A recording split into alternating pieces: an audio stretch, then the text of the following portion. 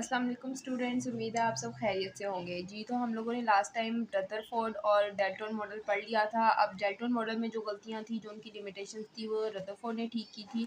इसी तरह अब रदरफोर्ड में भी कुछ ना कुछ लिमिटेशंस हैं और उसके बारे में अब हम लोगों ने बोहर में पढ़ना है। ठीक है, अब देखते हैं। सबसे पहले ये डिस्कवर हुआ था हमारे पास जी, तो 1913 में बोहर एटॉमिक मॉडल प्रेजेंट हुआ था। नील बोहर उसका नाम था, उसने अपने ही नाम पे अपना मॉडल प्रेजेंट किया था। ठीक है, अच्छा, इसमें जो उसने मेजरली जिस बारे में बात की गई थी ना, ठीक है, उसने लाइन स्पेक्ट्रम, देखें लाइन स्पेक्ट्रम के बारे में हम लोगों ने बात की थी कि रदरफोर्ड ने उसको एक्सप्लेन नहीं किया, तो लाइन स्पेक्ट्रम ही बोहर ने सही से एक्सप्लेन किया था। ठीक है, अब ये जो लाइन स्पेक्ट्रम है ना, उसने किस तरह एक्सप्लेन किया था, उसके क्या पॉइंट्स थे, क्या पोस्टुलेट्स थे, पूरा मॉडल उसने किस तरह डिस्क्राइब किया था, उसको हम लोगों ने पढ़ते हैं। ठीक है, तो हम लोगों ने उसके पोस्टुलेट्स या फिर हम लोगों ने क्या पढ़ने हैं, उसके पॉइंट्स पढ़ने हैं।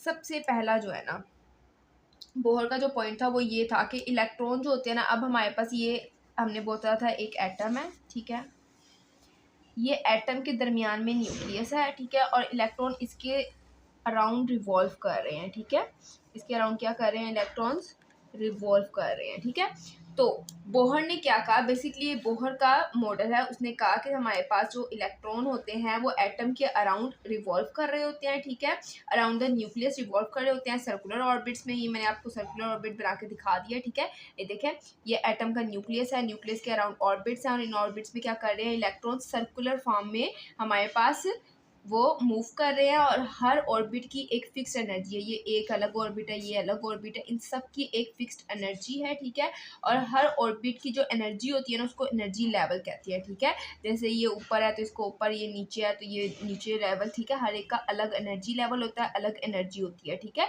डिफरेंट जो ऑर्बिट्स हैं उसमें डिफरेंट इलेक्ट्रॉन मौजूद होते हैं। ठीक है, तो ये पॉइंट हमारे पास हो गया कि हर इलेक्ट्रॉन अपने ऑर्बिट में रहता है, अपने ऑर्बिट में सर्कुलरली मूव करता है। ठीक है, ये पहला पॉइंट था, अपने मॉडल से उसने रिप्रेजेंट किया था। बेसिकली ये जो मॉडल हम बता रही हूँ ना मैं, ये बोहर का मॉडल है। ठीक है, दूसरा पॉइंट उसने कैसे इसी मॉडल पे रिप्रेजेंट किया था कि the energy of an electron in an orbit is proportional to its distance from the nucleus. ठीक है, मतलब कि जितना ज़्यादा न्यूक्लियस से डिस्टेंस होगा हमारे पास इलेक्ट्रॉन का, ठीक है, उतनी ज़्यादा उसकी एनर्जी होगी। अभी आप देख रहे हैं, मैं एक और शेल बना देती हूँ। आप देख रहे हैं कि ये जो ये थर्ड वाला, ये लास्ट वाला हमारे पास ऑर्बिट है ना, ये न्यूक्लियस से कितना दूर है। ठीक है, जबकि ये पहला वाला न्यूक्लियस के पास है, तो जितना ज़्यादा वो दूर होगा न्यूक्लियस से, उतनी ज़्यादा उसकी हमारे पास क्या होगी, एनर्जी ज़्यादा होती जाएगी, और जितना वो न्यूक्लियस के पास होगा उतनी उसकी एनर्जी कम होगी। ठीक है, तो हम अगर कहते हैं कि फर्स्ट ऑर्बिट और थर्ड ऑर्बिट की एनर्जी कितनी है, तो हम कहेंगे फर्स्ट ऑर्बिट की एनर्जी कम है और थर्ड ऑर्बिट की हमारे पास क्या है, ज़्यादा है। ठीक है, तो बेसिकली एनर्जी जो होती है वो हमारे पास डायरेक्टली प्रोपोर्शनल टू डिस्टेंस होती है फ्रॉम द न्यूक्लियस। ठीक है, एक ये पॉइंट हो गया, हम लोगों ने दो पॉइंट डिस्कस कर लिया। अब जो थर्ड पॉइंट है वो हमारे पास है कि electron revolve only in the those orbit for which the angular momentum of the electron is an integral multiple of h divided by 2 पाई। ठीक है, इसने कहा कि h divided by 2 pi, basically electron जो है ना, ये हमारे पास इलेक्ट्रॉन ये सिर्फ उस ऑर्बिट में रिवॉल्व करेगा जिसकी एंगुलर मोमेंटम एनर्जी ये है। ठीक है, और एंगुलर मोमेंटम एनर्जी जो होती है ना, इसमें हमारे पास ये जो एच है ना, इसको उसने कहा गया है प्लैंक्स कांस्टेंट।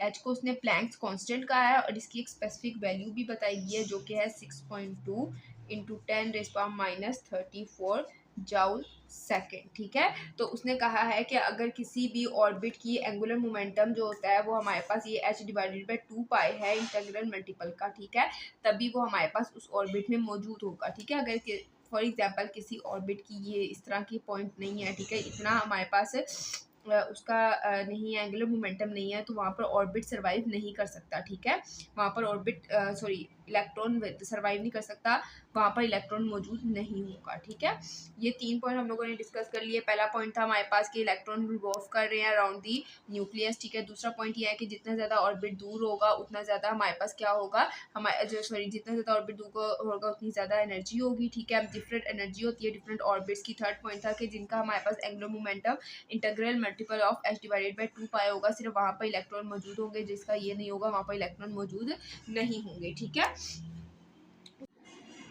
सो 4 पॉइंट हमारे पास क्या था कि लाइट जो होती है वो हमारे पास एब्जॉर्ब होती है जब एक इलेक्ट्रॉन जंप करता है from the higher energy orbit, ठीक है। मतलब कि एक हायर एनर्जी ऑर्बिट से हमारे पास जब हमारे पास वो जंप करेगा तो हमारे पास एनर्जी क्या होगी, एब्जॉर्ब होगी बेसिकली। और इसी तरह एब्जॉर्ब का मैं हम लिख देती हूँ यहाँ पर, जब एनर्जी एब्जॉर्ब होती है तो इसका मतलब ये है कि वो हायर एनर्जी की तरफ जाता है, मतलब नीचे से यहाँ से ऊपर की तरफ जाएगा, ठीक है। इस साइड पे जाएगा तो हमारे पास एनर्जी एब्जॉर्ब होगी और एनर्जी इमिट तब होगी जब वो ऊपर से नीचे की तरफ आएगा, ठीक है, लोअर एनर्जी ऑर्बिट की तरफ, ठीक है। जब उसने ऊपर की तरफ नीचे की तरफ आया तो लोअर एनर्जी ऑर्बिट की तरफ आया तो उसने एनर्जी एमिट किया है, हाई की तरफ गया तो उसने हमारे पास एनर्जी क्या किया है, एब्जॉर्ब किया है, ठीक है। इलेक्ट्रॉन जो हमारे पास पर्टिकुलर ऑर्बिट में पाए जाते हैं वो एनर्जी रेडिएट नहीं करते हैं, ठीक है। हमारे पास जब इलेक्ट्रॉन जो है ना, अब ये पॉइंट वहाँ पर हमारे पास रदरफोर्ड में हम लोगों ने डिस्कस ऑलरेडी ये चीज़ नहीं बताई गई थी, ठीक है। ये पॉइंट है जो हम लोगों ने यहाँ पर डिस्कस करना था कि ये बात जो रदरफोर्ड की गलती थी बोहर ने बता दी। क्या कहा उसने कि इलेक्ट्रॉन जो होते हैं वो कोई भी एनर्जी या फिर क्या कहते हैं लाइट को इमिट नहीं करते हैं, एब्जॉर्ब नहीं करते हैं, ठीक है। वो एनर्जी रेडिएट नहीं करते हैं बल्कि उनकी ऊपर नीचे जाने की वजह से एनर्जी जो होती है वो निकलती है, ठीक है। अब जब एक जगह से दूसरी जगह जाना होता है तो ऑब्वियसली कुछ एनर्जी लगती है ना, या फिर या तो वो एब्जॉर्ब होती है या इमिट होती है, ठीक है। तो इलेक्ट्रॉन बेसिकली स्पेसिफिकली इसमें इन्वॉल्व नहीं है, ठीक है। इस वजह से जब भी इलेक्ट्रॉन मूव कर रहे होते हैं तो हम ये नहीं कहते कि इनका जो स्पेक्ट्रम है वो खत्म हो जाएगा और एक टाइम आएगा कि एटम भी खत्म हो जाएगा, ठीक है। तो ये पॉइंट हमारे पास रदरफोर्ड ने गलत बताया था, तो ये इस चीज़ की एक्सप्लेनेशन है। तो हमारा जो 5th पॉइंट है वो हमारे पास क्या है कि energy of the light emitted is exactly equal to the difference between the energy of the orbit, ठीक है। मतलब कि जो टोटल एनर्जी है वो E2 माइनस E1 है, ठीक है। मतलब कि हमारे पास जो टोटल एनर्जी है वो दोनों ही एनर्जीज को जब हम माइनस करते हैं तो हमारे पास जो होती है वो टोटल एनर्जी बच जाती है कि दरमियान में हमारे पास क्या एनर्जी आ जाती है, ठीक है। बेसिकली ये जो है ये difference between the two orbit energy है, ठीक है, एनर्जीज का डिफरेंस आ जाता है, ठीक है। अब हमें ये बात बहुत अच्छे से पता है कि एक इलेक्ट्रॉन जब दूसरे ऑर्बिट में मूव करता है तो वो कुछ ना कुछ एनर्जी एब्जॉर्ब करता है या इमिट करता है, ठीक है। तो हम लोगों ने वो जो एब्जॉर्ब इमिट एनर्जी है ना उसका डिफरेंस हम लोगों ने इससे निकालना है।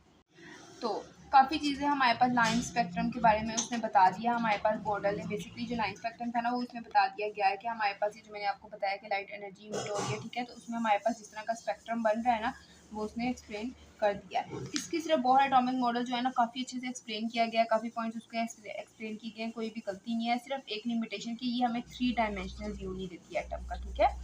3 डायमेंशनल व्यू हमें एटम का नहीं मिलता है, हमें नहीं समझ आता कि 3 डायमेंशनली अगर हम इसको देखें तो इसमें क्या प्रॉपर्टीज़ आती हैं, ठीक है। तो वो हमें नेक्स्ट जो फर्दर मॉडर्न मॉडल्स हैं उनमें पता चल जाएगी, ठीक है। तो आज हम लोगों ने बोहर एटॉमिक मॉडल को पढ़ लिया है, ये बहुत ज़्यादा इंपॉर्टेंट है from the paper point of view. इसको अच्छे से तैयार करें, इसके पोस्टुलेट्स लॉन्ग में बहुत ज़्यादा आते हैं, मॉडल को ड्रॉ करना आपको आना चाहिए, ठीक है। और इसी तरह ये जो ये वैल्यू है ना ये हमारे पास MCQ वाइज बहुत ज़्यादा इंपॉर्टेंट होती है, ठीक है।